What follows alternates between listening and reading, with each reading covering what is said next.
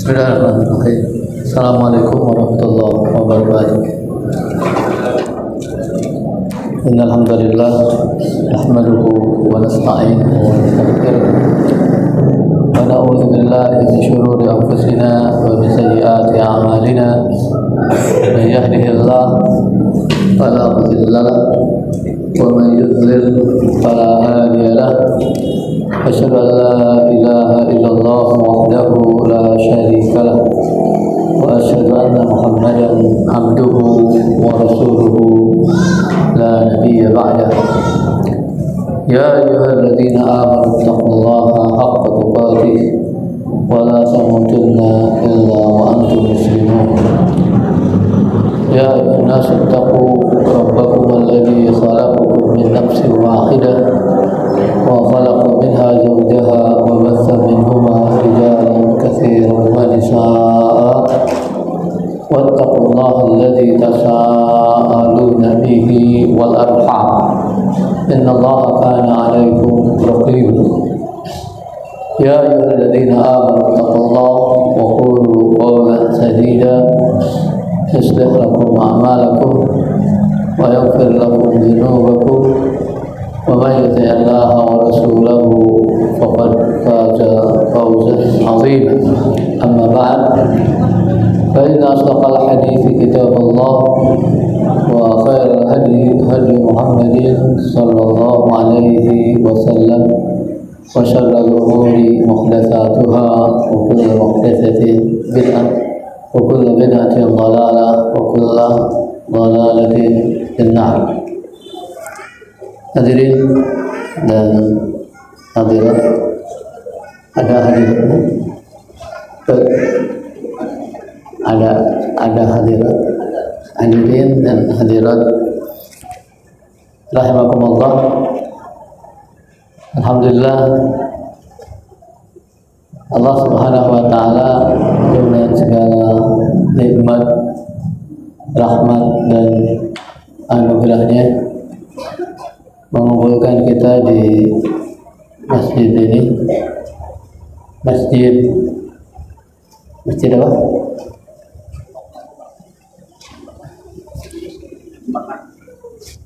Masjid Abu Bakar. Kalau orang Sunda nyebutnya Abu Bakar. Kalau orang Arab nyebutnya Abu Bakr. Abu Bakrin. Ya. Jadi orang Sunda atau orang Indonesia itu kadang susah menyebut huruf mati di tengah. Dia Abu Bakr jadi Abu Bakar, mat jadi matan, dan lain sebagainya. Tapi karena ini masjid dibangun oleh orang Indonesia, maka namanya Masjid Abu Bakar. Ya. Mudah-mudahan Allah Subhanahu wa taala memberikan taufik kepada kita agar duduknya kita di majlis ini menjadi amal soleh bagi kita yang dicatat oleh Allah Subhanahu wa taala sebagai investasi kita di akhirat kelak. Semoga Allah Subhanahu wa taala senantiasa menjaga hati kita, menjaga keikhlasan kita, karena amal soleh apapun tanpa keikhlasan tidak berarti apa-apa, tidak memberikan nilai bagi pelakunya. Kita sore hari ini akan bersama-sama mentadabburi sebuah ayat. Allah Subhanahu wa taala menurunkan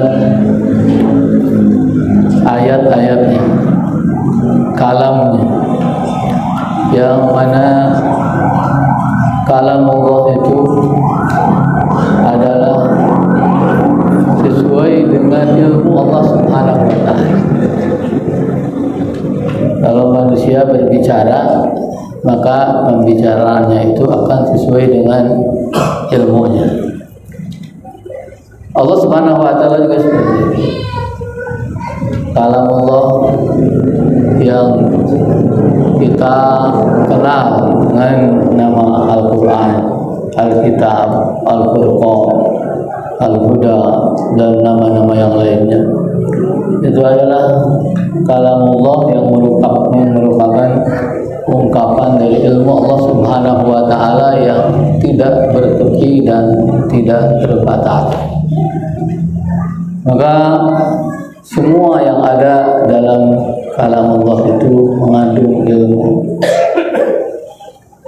bukan hanya pada ayatnya secara keseluruhan, tapi dalam setiap ayat, dalam setiap kalimat, dalam setiap kata, dalam setiap huruf. Sampai Imam Abu Bakar Al-Arabi, Ibn Al-Arabi mengatakan bahwa ayat Al-Quran itu setiap hurufnya mengandung 4 ilmu. Setiap huruf dari Al-Quran itu mengandung 4 ilmu.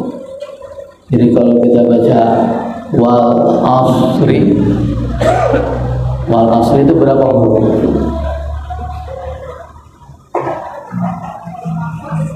Wal asri innal insana lafi khusr. Wal asri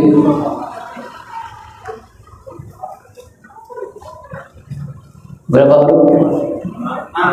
6. Ini antum berapa?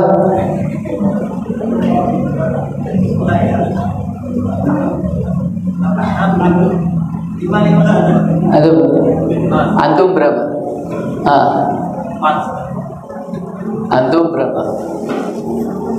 Antum berapa?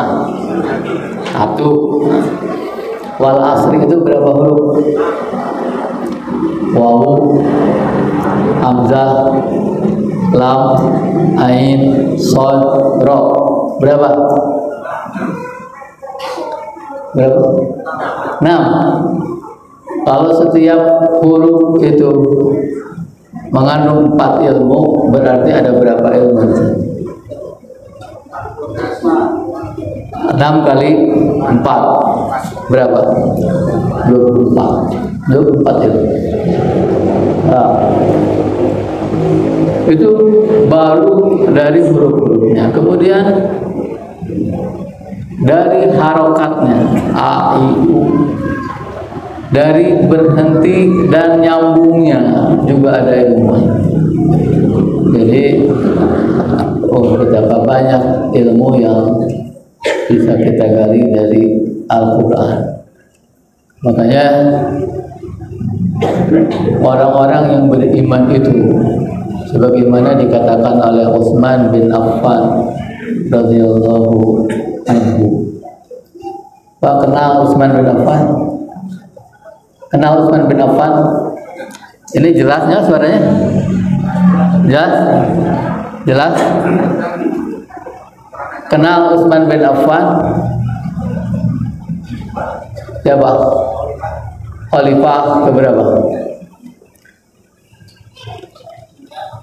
Khalifah ketiga, menantu Rasulullah Sallallahu Alaihi Wasallam, sahabat terdekat Rasulullah Sallallahu Alaihi Wasallam setelah Abu Bakar, Umar dan Utsman. Setelah Abu Bakar dan Umar, beliau mengatakan, wallahi lau qahurat qulubuna ma syabi'at min kalami rabbina. Demi Allah, seandainya hati kita ini bersih, suci, maka tidak akan pernah kenyang dari kalam Allah. Tidak akan pernah kenyang, tidak akan pernah puas dari kalam Allah. Tidak pernah kenyang apa? Tidak pernah puas apa? Tidak kenyang dari membacanya, tidak pernah puas dari membacanya, tidak pernah puas dari mentafakurinya, mentadaburinya, dan tidak pernah puas dari mengamalkan. Nah, dari situ kita bisa mengukur tinggi rendah keimanan kita adalah dengan tinggi dan rendahnya kerinduan kita terhadap Al-Quran. Semakin tinggi keimanan seseorang, semakin rindu dia kepada Al-Quran. Dari itu, duduk membaca ayat Al-Quran dan mempelajarinya adalah sebuah kenikmatan bagi orang-orang yang beriman.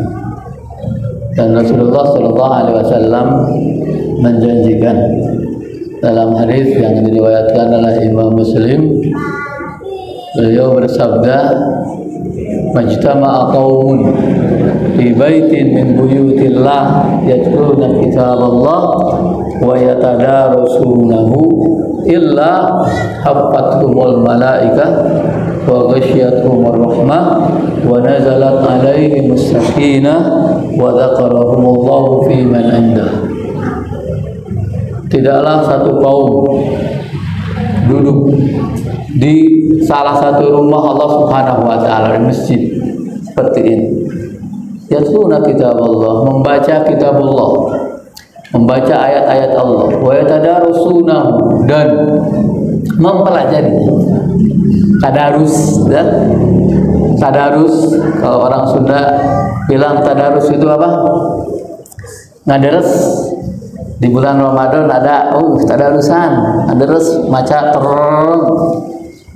Tapi sebenarnya tadarus itu yang benar adalah mempelajari kalimat demi kalimat, kata demi kata, huruf demi huruf. Itu yang disebut dengan tadarus. Membaca dan mentadarus, mempelajari kitabullah itu, masa saya akan diberikan 4 keutamaan, 4 hadiah, 4 bonus yang sulit didapatkan kecuali oleh orang-orang yang melakukan ini. Pertama, hafathumul malaikah, malaikat datang mengelilingi orang-orang itu. Terasa enggak? Ini sekarang kita bismillah, kita akan membaca ayat Allah dan mempelajarinya. Di sekitar kita ada malaikat. Percaya enggak? Percaya enggak, Pak? Lihat enggak malaikat? Ada malaikat? Ada. Nazalat hafathumul malaika, kemudian ghasyiyatuhumur rahmah. Semua orang yang ada di situ mendapatkan rahmat, diberi rahmat. Kemudian nazalat alaihimus sakinah, turun kepada mereka ketenangan, ketentraman, kenyamanan. Nyamannya hati, ketentraman, kedamaian hati itu tidak bisa dibeli dengan uang, tidak bisa diganti dengan harta. Banyak orang yang memiliki harta banyak tapi tidak mendapatkan ketentraman, ketenangan. Allah Subhanahu wa taala menjanjikan ini untuk orang-orang yang duduk di masjid, membaca Al-Quran, mempelajari Al-Quran, tentunya dengan ikhlas, ya. Ini yang ketiga. Yang keempat, yang Masya Allah menjadi cita-cita orang-orang beriman, zakarahumullahu fi man indah. Allah menyebut mereka, orang-orang itu, di tengah makhluk-makhluk, malaikat tentunya, malaikat yang ada di samping. Disebut namanya Agus, Ridwan, Ujang, Asep, apa lagi, Kamuan. Disebut nama-nama, dikenalkan, ya. Karena banyak orang yang mungkin di dunia terkenal, di bumi ini terkenal, tapi tidak dikenal oleh satu malaikat pun. Siapa manusia yang paling terkenal di dunia sekarang? Penemu ini misalnya Bill Gates, oh terkenal. Mungkin malaikat ada yang tidak kenal, tapi ada orang yang tidak terkenal di bumi, begitu terkenalnya di kalangan malaikat. Apa yang disebut oleh para ulama majhulun inda ahlil ardi ma'rufun inda ahlis sama. Tidak terkenal di bumi tapi terkenal di langit. Subhanallah. Tidak terkenal di bumi tapi tidak terkenal di langit. Mana yang lebih bagus? Terkenal di bumi tapi tidak terkenal di langit, dengan tidak terkenal di bumi tapi terkenal di langit. Seorang mukmin pasti bercita-cita agar dia itu lebih dikenal di langit, dikenal oleh Allah Subhanahu wa taala, dikenal oleh para malaikat, sehingga apa? Suatu saat misalnya dia berdoa, doanya itu mudah sekali dikabul. Doanya mudah dikabul. Kenapa? Ini terkenal.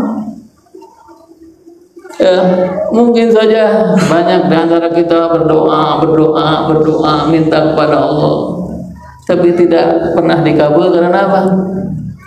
Tidak dikenal. Siapa ini?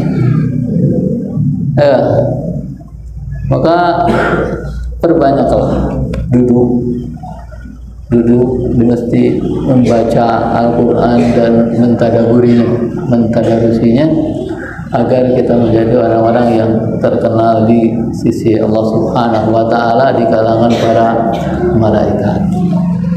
Sore hari ini mudah-mudahan Allah Subhanahu wa taala mencatat kita sebagai orang-orang yang ingin mendapatkan keutamaan itu dengan membaca ayat. Ayat yang kita baca adalah firman Allah Subhanahu wa taala, Rabbana afrigh alaina sabra. Rabbana afrigh alaina sabra. Ayat ini disebut oleh Allah Subhanahu wa taala dalam Al-Qur'an 2 kali. Pertama di surat Al-Baqarah ayat 250. Yang kedua di surat Al-A'raf ayat 126.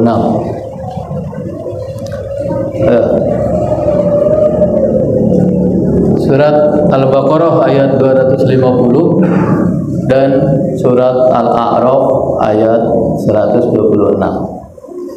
Nah, makanya yang bawa Quran bisa dibuka antum, ya, kita baca bersama-sama, kita tadabburi. Yang di HP-nya ada Quran silahkan dibuka, tapi nanti kalau ada panggilan masuk jangan jangan diterima. Ya, kalau ada WhatsApp masuk jangan terima, karena kita akan membaca ayat Allah Subhanahu wa taala. Allah Subhanahu wa taala berfirman, Rabbana afrigh alaina sabra. Ini adalah doa. Siapa di antara antum yang suka berdoa dengan doa ini? Ada enggak? Ada yang suka berdoa dengan doa ini? Gak usah angkat tangan, ya, dijawab dengan hati aja. Ada yang suka berdoa dengan doa ini? Nah, Allah Subhanahu wa taala menyebutkan ini 2 kali di 2 tempat. Nah, yang namanya 2 kali itu dalam istilah orang Arab artinya banyak. 2 kali itu bukan 1 kali tambah 1 kali sudah, enggak. 2 kali itu artinya berulang-ulang. 2 kali itu artinya berulang-ulang. Contoh di kita juga ada yang seperti itu.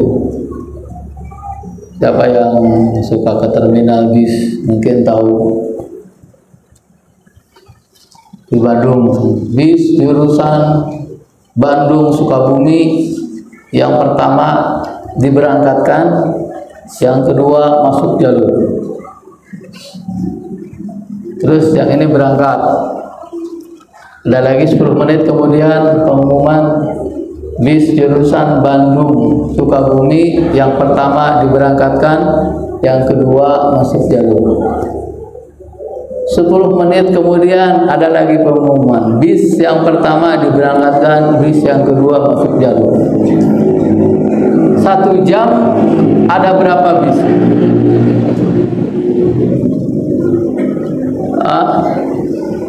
Kalau setiap 10 kali orang penjaga terminal itu mengatakan bis yang pertama diberangkatkan, bis yang kedua masuk jalur, dalam 1 jam berapa kali dia mengatakan? 1 jam berapa menit? 60, berarti 1 jam. Kalau setiap 10 menit berarti berapa kali dia mengumumkan? 6. Dia hanya menyebut bis pertama dan kedua, ya kan? Bisnya ada berapa? Yang dia sebut selama 1 jam itu ada berapa coba? 12 kan? Kalau 6 kali 2, 12. Kalau jam berikutnya, kalau 24 jam berarti kali aja. Jadi 2 itu tidak mesti 1 tambah 1. 2 kali itu tidak mesti 1 kali kemudian 1 kali lagi. Enggak. Yang 2 kali itu artinya berulang. Maka ketika Allah Subhanahu wa taala menyebut doa ini, Rabbana afrigh alaina sabra, 2 kali dalam Al-Qur'an, itu perintah kepada kita untuk banyak mengulang doa ini. Untuk banyak mengulang doa ini. Karena seorang mukmin dalam hidupnya tidak boleh lepas dari sabar. Tidak boleh lepas dari sabar. Dan sabar itu harus selalu ada dalam dirinya setiap saat. Maka oleh karena itu kita harus meminta kepada Allah Subhanahu wa taala, karena hanya Allah Subhanahu wa taala yang memiliki itu. Hanya Allah Subhanahu wa taala yang mampu menempelkan, menancapkan sabar itu dalam diri kita.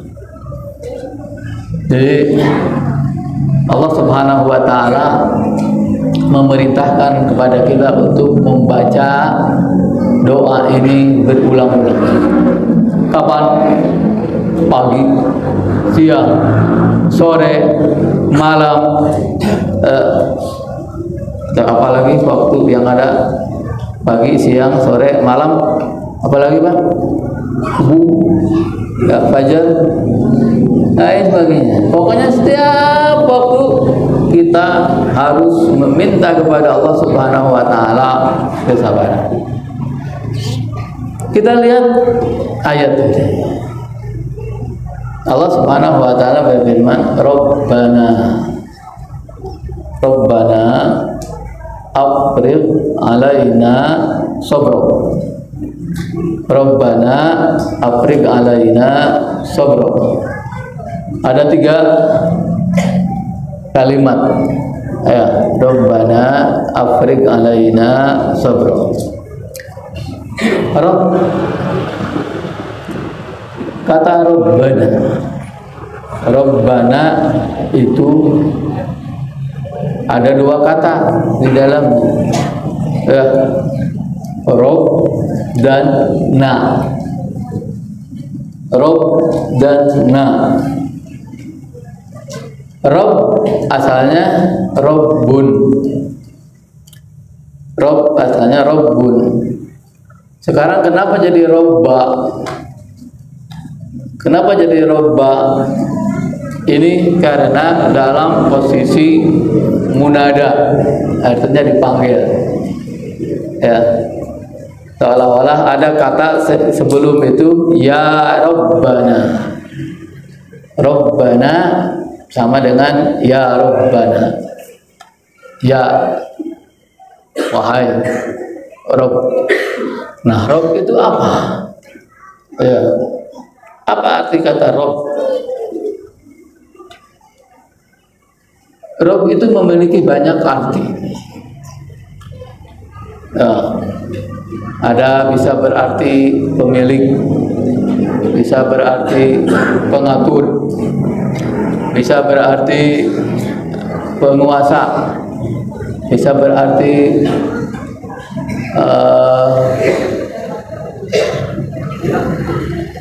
ala kulli hal. Kata Rabb itu menunjukkan perbuatan Allah Subhanahu wa Ta'ala. Jadi ketika kita mengucapkan Rabbana, kalau kita bersama-sama, kalau sendiri Rabbi, ya, atau Rabbi atau Rabbi, nah, itu kita memanggil Allah Subhanahu wa Ta'ala dalam arti bahwa Allah itu Rabb sebagai Tuhan, Rabb sebagai pencipta, Rabb sebagai pengatur dan pemilik. Ya. Jadi semua perbuatan Allah Subhanahu wa Ta'ala itu tercakup dalam kata Rabb. Allah menciptakan manusia, Allah menghidupkan dan mematikan, Allah menurunkan hujan, Allah meniupkan angin, Allah menerbitkan matahari, membenamkan matahari, kemudian membuat banjir, membuat topan, segala sesuatu yang terjadi di muka bumi ini dan di langit dan di alam semesta itu adalah tanda perbuatan Allah Subhanahu wa Ta'ala. Ya, maka para ulama mengumpulkan ini dalam 3 kata. Rabb itu artinya Khaliq, Malik, Mudabbir atau Mutasarrif, pencipta, pemilik, dan pengatur. Ketika kita mengatakan Rabbana, wahai Allah pencipta kami, wahai Allah pemilik kami, wahai Allah pengatur kami. Ya, Allah yang menciptakan kita dari tidak ada menjadi ada. Dan penciptaan Allah Subhanahu wa Ta'ala inilah penciptaan yang sesungguhnya. Allah mencipta artinya membuat sesuatu yang asalnya tidak ada menjadi ada. Kalau manusia bisa mencipta, tapi penciptaan manusia itu nisbi, bukan hakiki, bukan sebenarnya. Karena manusia tidak pernah bisa dan tidak akan bisa mengadakan sesuatu yang asalnya tidak ada menjadi ada. Manusia hanya bisa merubah makhluk dari satu bentuk ke bentuk yang lain. Jadi kita mungkin diajari dalam pengetahuan umum atau bukan dalam pengetahuan umum ada istilah pencipta telepon, pencipta komputer, pencipta kapal terbang, pencipta mobil, pencipta. Itu boleh nggak mengatakan begitu? Boleh saja, ya boleh saja. Tapi penciptaan itu adalah penciptaan yang tidak sebenarnya. Karena orang buat mobil tidak dari tidak ada menjadi ada begitu, ya. Tapi membuatnya dari bahan-bahan yang asalnya ada, kemudian dirangkai, disatukan, dirakit menjadi ada. Dan semua itu adalah ciptaan Allah Subhanahu wa Ta'ala. Nah, maka ketika kita meminta kepada Allah Subhanahu wa Ta'ala, ya Rabbana, wahai Allah pencipta kami, karena Engkau pencipta kami, Engkau adalah pemilik kami. Kami ini milikmu. Tidak ada satupun dalam diri kami yang merupakan milik kami yang mutlak. Semuanya milikmu. Kalau kita punya uang, punya pakaian, punya harta, itu milik hanya dalam waktu terbatas, ya. Kemudian juga kita tidak bisa menikmati kecuali dalam kondisi terbatas. Kemudian juga kepemilikan kita terhadap harta itu dibatasi oleh Allah Subhanahu wa taala dengan waktu dan ajal. Maka ketika kita mengatakan Rabbana, artinya kita benar-benar meyakini bahwa kita ini tidak memiliki apa-apa. Kita ini makhluk yang butuh kepada Allah Subhanahu wa taala. Makhluk yang benar-benar butuh kepada Allah Subhanahu wa taala. Dan ketika kita merasa butuh pada Allah Subhanahu wa taala, disitulah kita akan mendapatkan penghambaan yang sesungguhnya pada Allah Subhanahu wa taala. Para ulama mengatakan pintu menuju hakikat ubudiyah, hakikat penghambaan seseorang adalah perasaan butuh dia kepada Allah Subhanahu wa taala. Semakin tinggi perasaan butuhnya kepada Allah Subhanahu wa taala, semakin kuat ibadahnya. Coba kita perhatikan. Kalau kita sholat, tadi sholat apa? Antum tadi sholat asar. Bagaimana perasaan? Bagaimana perasaan sebelum dan setelah sholat asar? Biasa-biasa saja, biasa-biasa saja, dan setiap hari juga sholat, gitu. Ada nggak perasaan kita ketika ini mau datang waktu sholat? Ketika sholat itu aku akan bertemu dengan Allah Subhanahu wa taala.